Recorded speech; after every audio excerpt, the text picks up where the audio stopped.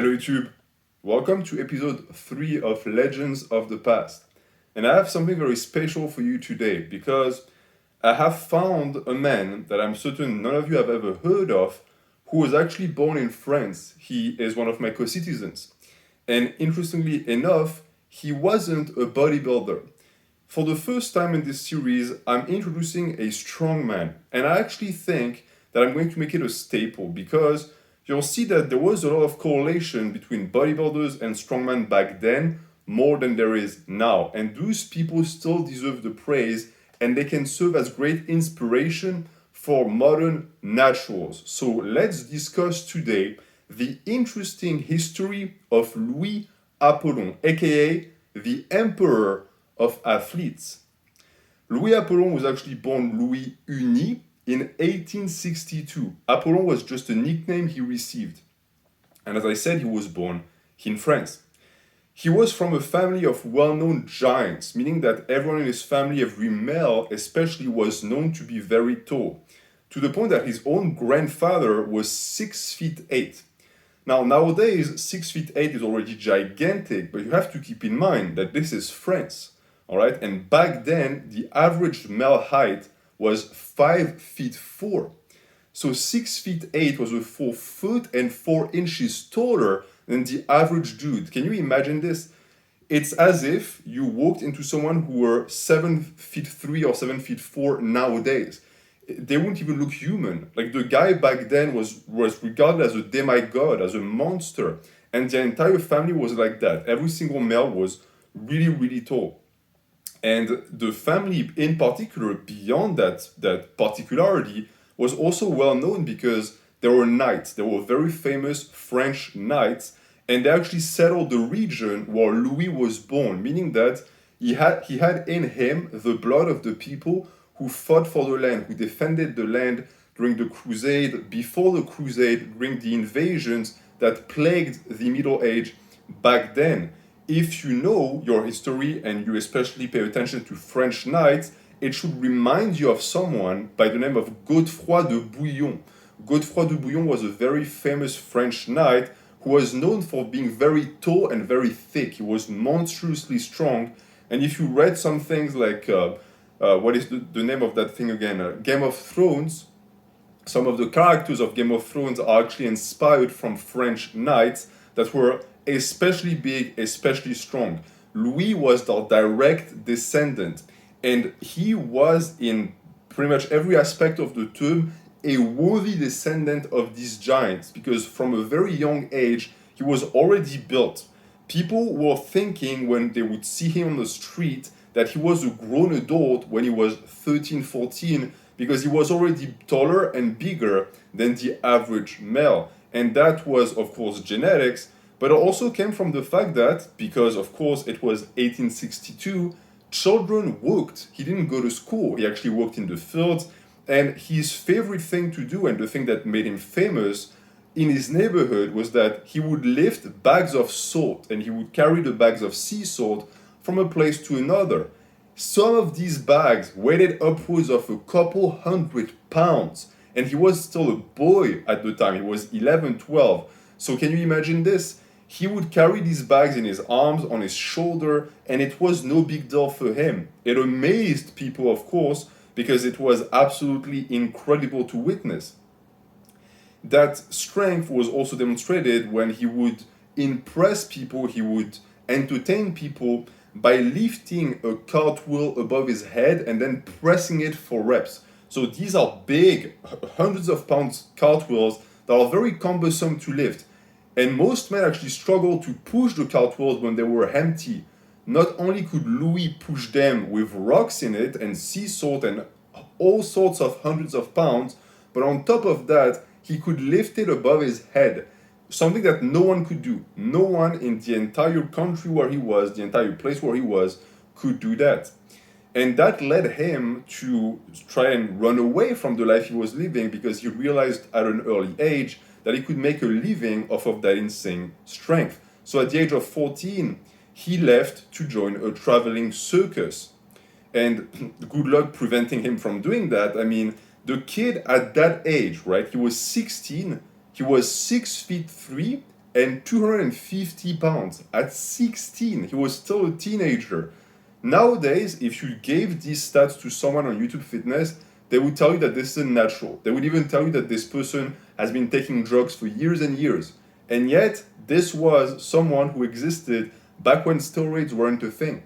So yes, he was a genetic freak, but it's impressive to see that the limitations of the human potential is truly infinite. There are no limitations.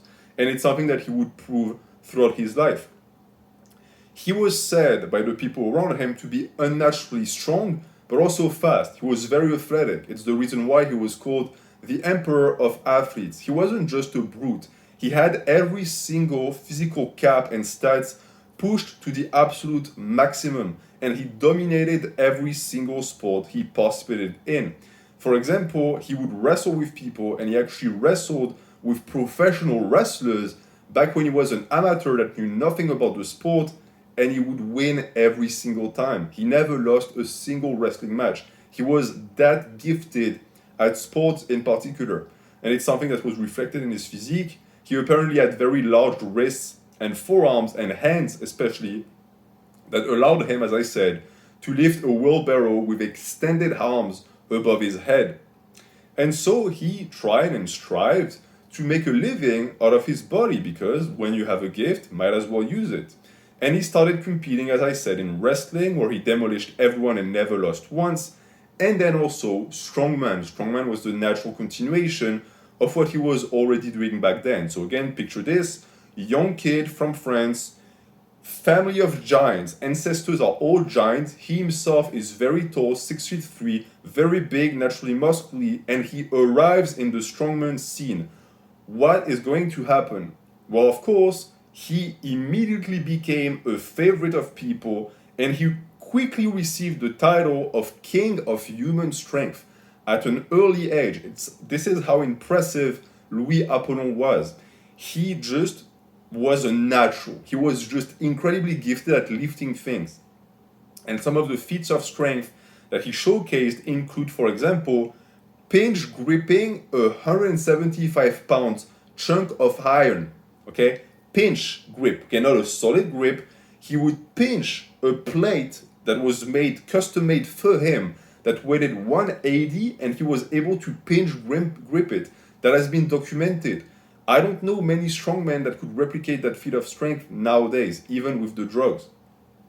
He would utilize that same exact weight and perform what is known as a muscle out. So he would muscle out, meaning he would grab the weight and then he would quote unquote snatch it at face height, and he would hold it there. 180 pounds in one hand, just like this, maintaining like this. This is a feat of strength that you don't see a lot nowadays. It's not really in strongman anymore. But can you imagine this? It's the equivalent of trying to grab a barbell with 180, first off, snatch it to your face, and then hold it like this with one arm extended. It's almost impossible. And yet he was able to do that for time. He would do it for a very long time. And the way he would do it, because he didn't have a barbell back then, he took 4 20-kilo block weights, so total 180. He would run a handkerchief through the chains of the mail, and then he would grab that handkerchief and he would snatch it to arm's length. And the thing is that back then, when people saw him do that, of course they tried, because he made it look easy. He made it look effortless. So they came up, they tried, and not a single person could even just as much as take it off of the ground. No one was able to. He would just grab those handkerchiefs, those towels, and do it like it was nothing, which frustrated people because it looked like a trick. It looked like he knew something that people didn't know, but it wasn't the case. It's just that he was incredibly strong. And the thing is that back then, keep in mind, the shows that he was running weren't the shows that we see nowadays. Back then, the audience was allowed to participate. So you could be, in a sense, impressed, or you could be frustrated and want to prove that you could do it as well, and actually go up on stage and try it. And it was part of the show, because if you actually managed to do it and to best the strongman, in this case Louis, you would gain money, you would be paid. But of course, no one was ever able to do that. Not once in his entire career did anyone manage to do that. And that included strongmen. Because, of course, it wasn't limited to normal people. Other strongmen could come to your show and just rub your thunder and lift more weights than you and take the money home. But every single time this happened to Louis, he won. And at some point, other strongmen would just show up to watch him lift. They knew they couldn't compete, so they just observed him out of admiration. Back then, there was frustration, of course, but mainly from normies, meaning that the people who were actually informed and the other strongmen that competed against him respected him because they knew that they simply couldn't hold a candle to his absolutely God-given strength. But as opposed to these strongmen that tended to do more circus type stuff, Louis was really focused on weights and weights only. And he sort of started that trend, meaning that he's the one who started to funnel strongman towards weights in particular and a specific type of weight, where before it was even more widespread than it is nowadays. There was even more variety. And something he was very famous for doing is he didn't just buy weights, he didn't just have them custom made. Most of the time he made them himself. So what he would do is he would go to a junkyard and he would just collect things he could lift. And he wasn't too regarding when it came to what he would actually be able to lift or the ergonomy of anything. He would literally just pick heavy things, weld them together, and then lift them. And that is how the very famous Apollon wheels were born. He's actually the person who made these wheels. They are named after him. It was his most famous lift. So picture this. You and I, we want weights, we go on Craigslist, we go to Walmart, we go on Woke.com, and we buy it and it gets delivered to our houses. Louis would just take a stroll down the junkyard, picture something that's big and heavy, and just put it on his shoulder, bring it home, and then put it on stage and lift it for people. It's as simple as that. And if you're interested, that very same Apollon wheels that was crafted by Louis and lifted by him still exists. So if you want to go on a pilgrimage to France, it is still available. You can see it, it's in a museum nowadays. And it was made out of railway wheels that weighed a total of 366 pounds that he just put together. So he showed up at the junkyard, he saw two massive wheels that used to be on a train and said, you know what? This is typically the type of things that I want to lift. All right. So he grabbed it, welded it to a barbell that was this thick, and just went on his merry way. He actually had to find a way to get that thing to his house. How do you think he did that? With a U-Haul truck? No. He put the wheels in his arms and he carried them one by one to his house. This is the type of man that we're dealing with. This was Louis Apollon, who was, as I said, incredibly dominant and beloved. People actually loved him. The other competitors loved him. To the point that one of the competitors, someone who was very interested in strongman at the time, by the name of Desbonnets, wrote a book called Les Rois de la Force, in which he documented each strongman at the time, and he dedicated a large portion of that book to Louis. If you are someone who loves all-time strongman, I recommend you get a PDF copy of that book. It's actually excellent. It's going to show you that the roots and the excellence of both natural strongman and natural bodybuilding were already there back then. But out of all of the strongmen, of course, Louis was the most dominant. And when you look at his physique, if you want to go on Google Image and type Louis Uni or Louis Apollon, you're going to see it. He was jacked as fuck. He had a six-pack on his lower back, which some strongmen have nowadays. Some of them are on drugs. Back then, keep in mind, he was natural. He was able to have that level of muscularity. Even though he had a ton of body fat, his lower back was just so thick that it poked through the fat. He was also super yoked. He had a massive upper back and huge biceps too, massive biceps. And in terms of physique, that put him above the rest. He wasn't just dominant in terms of strength. Even his body was innately, evidently superior. When you look at strongmen from back then, they were jacked, don't get me wrong, but he was on another level completely. And the funniest thing is that there are comparisons of him as opposed to other athletes or people who were considered huge at the time, which you can also access. My favorite is the side-by-side comparison of arms between Apollon and a laborer, so someone who was working in the field and who was said back then to be a monster in his own right.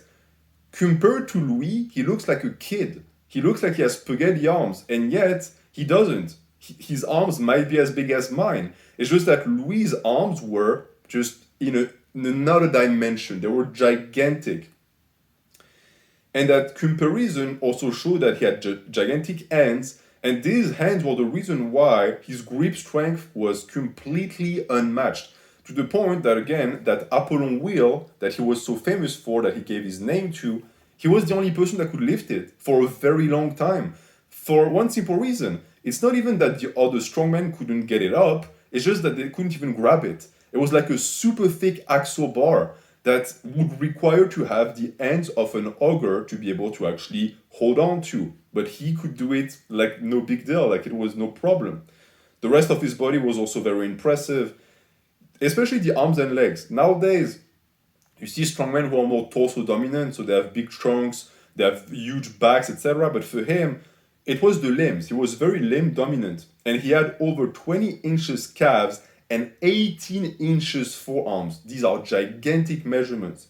And so he, again, looked tremendous. He was monstrously big. He wasn't shredded by any means, but he had so much muscle that he was impressive. And if, again, you get a chance at a copy of Les Rois de la Force, look at the pictures. He makes other men look like toddlers, like babies, and yet these guys were huge. There were strongmen of back then, they were still pretty big. It just didn't make a difference. For him, he would mug every single person that just entered his circle, right? The orbit of his mass was just too tremendous for anyone to be able to compete.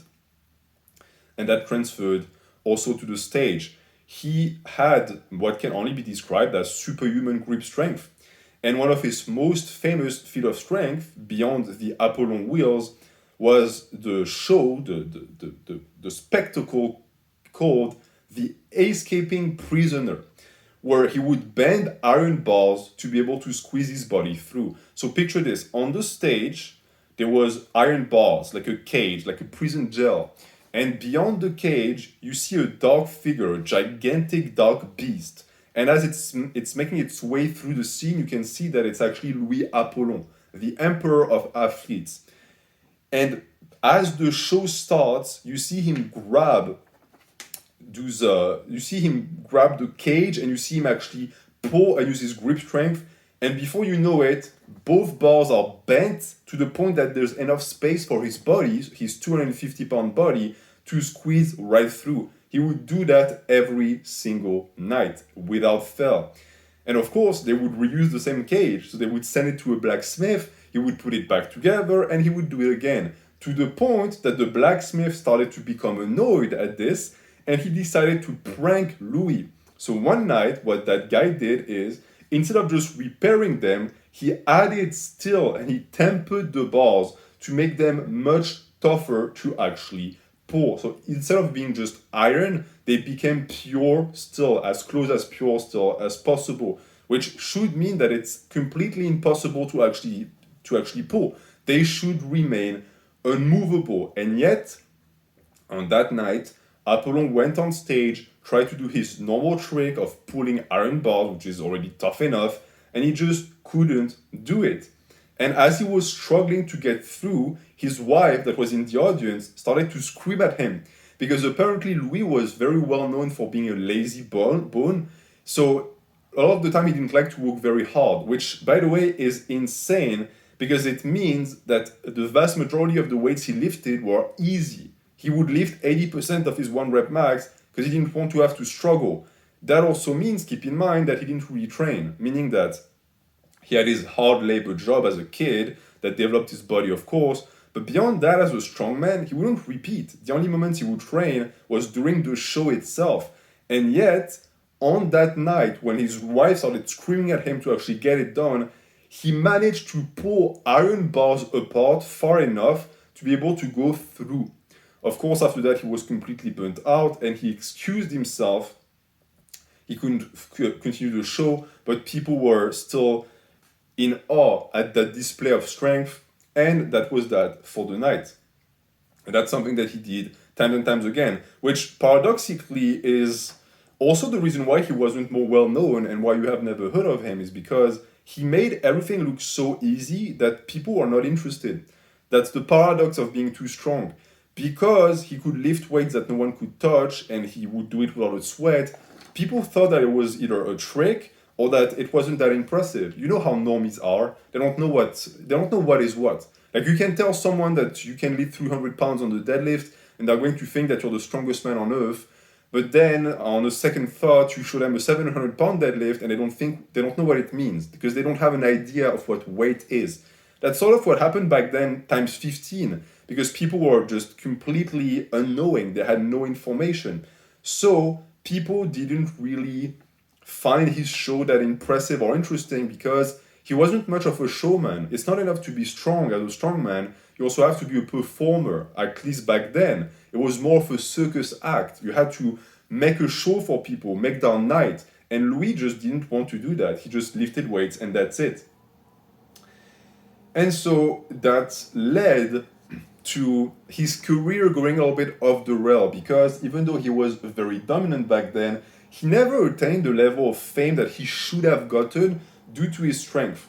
But that didn't change the fact that his public image was that of a demigod. And if you go and you look at the old portrayals of him for his shows, the pamphlets that would be given on the streets, the way he was depicted was always as a Roman. He was always depicted as a soldier. And usually he had a lion at his feet, a lion that he had defeated. That's the image that people had of him, of an ancient gladiator. And it's the aura that he gave off too. I used him in the thumbnail, but if you again look at his pictures, he had a very serious, stern face with cold, piercing eyes. He fit the bill perfectly. If he had been born when Steve Reeves was born, he would have become a movie phenomena for sure. He would have been utilized for Hercules like this because he fit the bill. He had hams for eggs, massive arms. Everything was perfect to play the role of someone who was not entirely human, who might have been a Nephilim per se. Now, this also meant that because of that image, even though his shows weren't that popular, he himself as a man was incredibly famous in France because he put France in the map of strongman. After him came other French strongmen that also accomplished a ton of things, but he was one of the first. To the point that men whose wives were pregnant would bring them to Apollon so that they would touch his arms because they believed that it would give them strong male offsprings. That's the level of alpha Chad masculinity that this guy was at. He could be at a restaurant and a line of dudes would show up to him with their pregnant wives to touch his biceps because they thought it was like a lucky charm. It was good juju because if you touch Louis Apollon, some of his greatness would rub off and your kid would be born male and they would be born strong. He was almost a divinity back then. But again, he was more of an athlete than a showman and never managed to monetize, so he never really made it big. He was also not money driven at all and quite lazy at the same time, and people would take advantage of it, which is insane when you think about it because we're talking about a guy who's 6'3", has enough strength to pull your head right off your shoulders like this, like a corkscrew, and yet there still existed people to actually take advantage of his kindness and his naivety, which goes to show also that it's good to develop a physique, but if you don't have a personality that's actually assertive to defend your own worth, people are always going to find a way to take advantage of that. And sadly, that's what happened to him. He eventually got injured during one of his famous stunts where he would hold two cars via ropes looped around his arms. So he would stand in the middle, like sort of like I think it's called an Atlas or Hercules hold, but instead of pillars, it was cars driving in each direction. And most of the time, he would have no problem. He would hold them in place. They wouldn't budge an inch. But on that particular night, he had a very severe injury that took him out completely because it was 1880 something and surgeries just did not exist. So he was not able to perform anymore after that tragic accident. After that, he worked some menial jobs and sadly died of throat cancer because he was a lifelong smoker. Again, goes to show also that just because you're gifted with a very athletic body doesn't mean that you can just shrug your shoulders and not take care of your health. even though he was someone who trained outside of that, he did not take care of himself, and that eventually ended up costing him his life. He died way too young for someone with the vitality that he had. His ancestors were known for living very, very old. Despite their size, he was one of the first that died young, sadly. But it's not something that I want to end this video on, because it's not the legacy that he left us. Louis Apollon was more important in that he was the perfect representation of human potential. And Debonnet, the man who wrote Les Rois de la Force himself, remarked that it was sad for a force of nature such as him to die in that fashion. It's not the way a man like him should have died. He should have died performing on stage or fighting a lion. These would have been suited deaths for a man of his caliber. But sadly, he wasn't that lucky, and he died a very painful death. And yet, he showed humanity what a noble human machine could do, and that's how he became a legend. And that's how I hope we can remember Louis Apollon as someone who was the pinnacle of strength and size, even for his time, and the representation of what we can achieve, what we can do, with or without good genetics. Because if someone like him could just be lazy and still manage to achieve these crazy feats, imagine what he could have done if he actually applied himself. That to me is the final message of this video, and that closes this Legend of the Past segment, that number 3.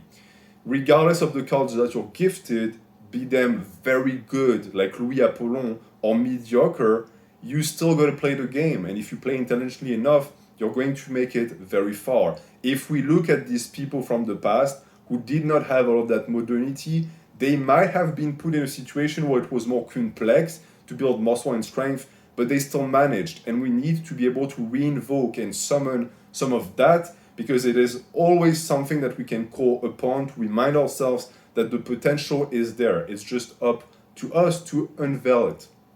Thank you for watching. Have a good day.